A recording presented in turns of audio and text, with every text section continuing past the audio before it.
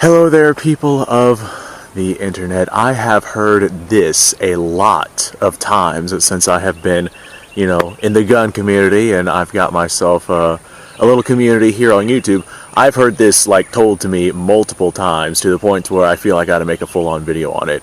I have had people tell me not to shoot old ammo and not to even take old ammo, especially if I don't know where it is that it came from and how it was stored.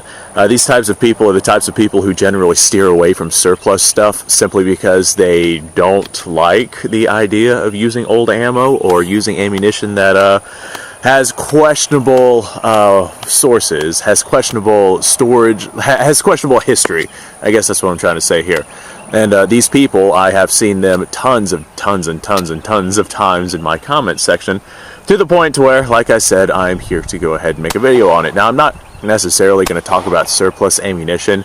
Whenever it comes to surplus ammo out there, surplus of any quantity out there, there's people out there who have already checked it out, and generally we know what is safe, what is not safe, what is overpressured from de-degradation of powder due to storage conditions, what is, hot loads, what is not so hot loads, what is doesn't hang fires. Whenever it comes to surplus stuff, just with our experiences and our ability to communicate information using the internet, we generally know what it is that we are getting ourselves into. I see Kevin over there, and he's coming this way. So we might hear Kevin start screaming. Kevin's my peacock. I got 4 of them. They're all named Kevin. But whenever I am doing things like, here's a good example. I've got 4 different gun stores that I normally go to around my local area.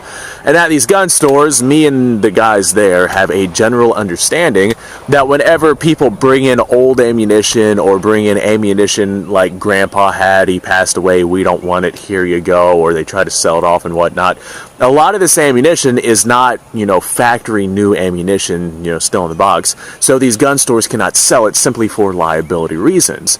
Well, a lot of them still take it because, discarding ammunition and whatnot is a process, and they just don't want somebody to take it out and bury it or burn it or something like that, so the gun stores will take it and they will appropriately discard it.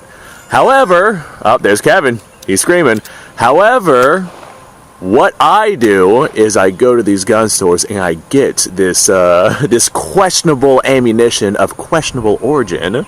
And a lot of this questionable ammunition is what I use, simply because I can get it for not a lot of money. And I have people that absolutely go red in the face. They're like, what? You're using some random ammo that that you have no idea about. You have no idea the origins. You have no idea how it's been stored, if it was loaded by Bubba in his basement using a spoon and a hammer. You don't know anything about this ammunition, and you're going to go and use it. And I'm like, yes, I am. Now, that being said, I'm not just going to blindly take this unknown ammo, load it into a firearm, go bang, pull the trigger, and just hope for the best. That's a really good way to lose many fingers, a hand, an eye, and have to shove a thumb into your neck. That is definitely not something that I do. That being said, I am a reloader. Kevin! My goodness, buddy. Yeah, I see you over there. Fantastic, pal. I am a reloader. Man, we got Kevin just full on sprawling out on my gun range. I told you guys Kevin was going to show up. But, what was I saying? I am a reloader, and so as a result, I have just the equipment to be able to measure things out and determine, diameters and dimensions and just all sorts of stuff whenever it comes to this ammunition. So whenever I get this old ammunition, unless I know for sure what it is that I'm looking at, I will just assume that it is not something that I want to use. So I will actually break it down and use it as components. And for the most part, I'm able to gauge relatively what powders are. If I don't know what a powder is, then it goes into the mystery jar. My fellow reloaders out there, we all have our mystery jar of just random powders that we have mixed together that we don't actually use for anything. But I'll break these components down, I'll measure out the bullets, I'll measure out the cases, I'll see, I'll try and get an idea for how many times these were fired. Way more often than not, they're just fired once. And then, way more often than not, they're factory loads. If they were reloads, they were fired once or twice. The cases are still just fine. But there are some times where I will find like a case that's been, stretched out by like, a millimeter plus, and I'm like, this is one that I probably don't want to fire, so I'll pull the bullet out, and I'll pull out everything, and it just seems like a lot of reloaders have issues with trimming their cases and whatnot, so I'm like, yeah, I'm gonna go ahead and not touch that one. And there's some that have been trimmed down like way too short, and that will cause a carbon ring inside of your chamber, and that can cause overpressure and accuracy issues down the road as time progresses. It's just not necessarily something that you want to deal with. But since I have the capacity to be able to break down, what is moving around right here? Since I have the capacity to be able to break down and check out this ammunition to make it safe, I have no problem taking old ammunition. Now that being said, there are some times where I get ammunition like this right here, and this right here was just from one of those, stores that I had gone to, and they had this big cardboard box with a bunch of random bags of ammunition, like Ziploc bags of just random stuff. And I was like, okay, well, I'll take that because I need some components, and I'm willing to bet a lot of those are 308 or 312 or 311 diameter projectiles. And so that's a lot of what I use out here on the gun range, simply because that's a lot of what my firearms are chambered in. And in one of those bags was this right here. This is a 7.62 NATO round, and we still have a little on the grody side, but we still have the factory sealant around the projectile itself, and we can still see where the little grips for the projectile, the little crimp grips on the neck of the case that actually go into the projectile. We can see how the projectile is seated properly, and we see on the back how the primer still has its original factory sealant on it. That's what that green stuff is right there. So this right here is a factory round, despite the fact that I found it in a Ziploc bag, and I weigh this out with my other known factory 7.62 NATO ammunition that I purchased myself, new from a retailer. I weigh this out to make sure that it weighs the same, so I'm ensuring that there's no deviations in weight and deviations in powder, just to be absolutely sure that this right here is a factory round. But I am like 99.99999% positive that this is a factory round. I've even pulled this projectile apart just to confirm that it is in fact a factory round. And this right here is a 140, it's like 149.6 grain projectile, so that plays out. The style and contour of the bullet, that right there plays out with standard 7.62 NATO. The case length exactly as measured, so it's a non-fired case, so that also tells me that it is a factory round. The powder, standard military style powder, and the primer has obviously never been pulled because we still have the sealant on it, so that tells me factory ammunition. However, there are times where I will get in things like this right here. This is actually, thank you, Kevin. Oh God, Kevin, my goodness, buddy. Yeah, Kevin's just screaming up a storm down there. But there are times where I'll get in things like this right here, and this is actually a hand load by me, so I know that this one right here is good.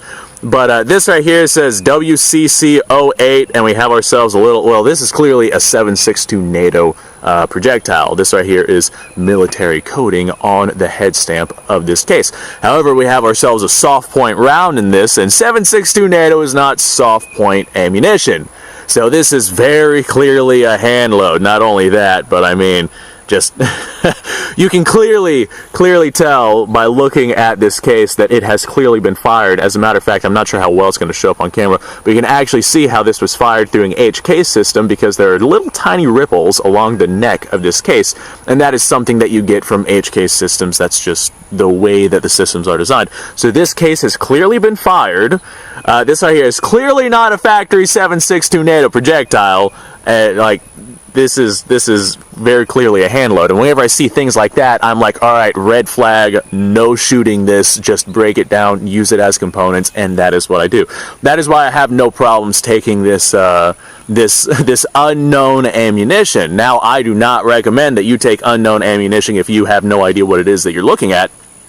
Full caveat, risk assessment. I'm just gonna give a disclaimer and say don't take old ammo.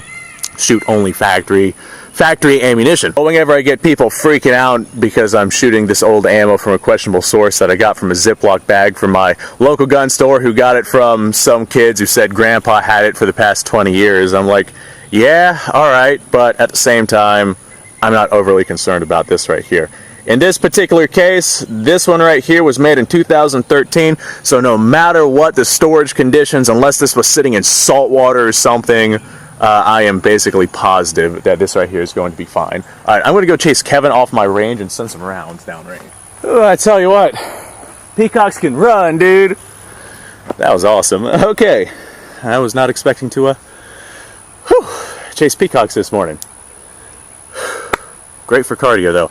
Alright, so let's go ahead and fire just our factory 7.62 NATO round. I got me an Oviedo Mauser here, chambered in 7.62 set me, but it fires 7.62 NATO just fine.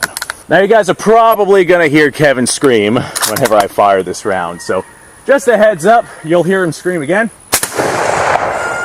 There's Kevin screaming in the background. Alright, so here's our 7.62 NATO round. No signs of deformation or bulging or anything like that. No signs of any significance. Again, I'm pretty sure that these cases are reloadable, so I'm going to go ahead and save that. Now I'm going to go ahead and fire my hand load here. This right here is actually a weaker cartridge than 7.62 NATO. I made a video talking about why I use weaker, underloaded, undercharged ammunition out here on the gun range, and this right here is also what I use for hunting. 7.62 NATO is just a little spicy for the types of game that I go after. Sorry guys, I have the hiccups. Alright, now since this is a different velocity, I'm actually going to adjust my elevation out for about 500 yards, and that should put us relatively at point of aim for the location that we're currently at. Now whenever I fire this, it's going to be not as powerful of a round, but it's still definitely not something that I would want to be hit by. Okay, and there we go. That is our hand-loaded 7.62 NATO being thrown downrange. Actually, I guess it's not even 7.62 NATO at that point. It's not loaded to 7.62 NATO specs. But yeah, when people tell me not to get the old ammo, I'm like, I'm gonna get the old ammo. They're like, no, don't get the old ammo. I'm like, I'm gonna get the old ammo. Don't you worry about me. I know what I'm doing. Anyway, folks, thanks for watching. What do you guys think? Do you guys have a bunch of old ammunition that you got from a questionable source that you're saving for reloading components, or saving for, you know, better than having no ammunition at all situations, or saving for whatever it is that you're doing? Let me know in the comments below. That said, thanks for watching. Like, subscribe, share. Description below has a link to all sorts of stuff. Go check that out. You guys go off, have yourself a fantastic day. I see Kevin walking back over here, so I'm probably going to have to chase him off of my gun range again. I'll see you all in the next episode.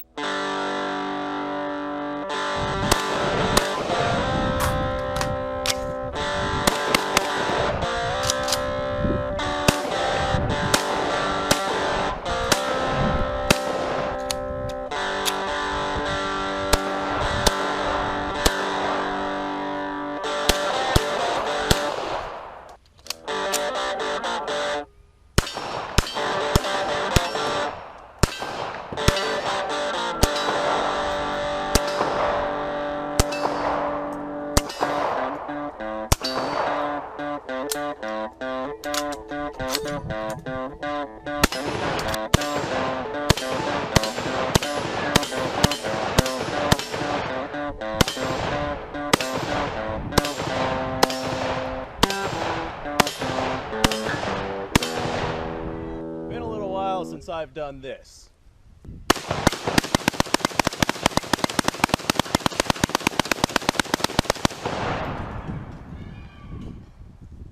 Bonnie and Clyde be damned.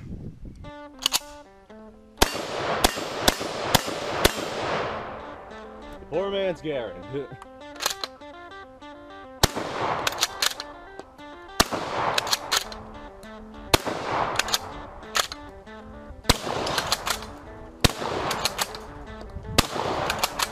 It's a shame that bolt-action shotguns aren't more mainstream.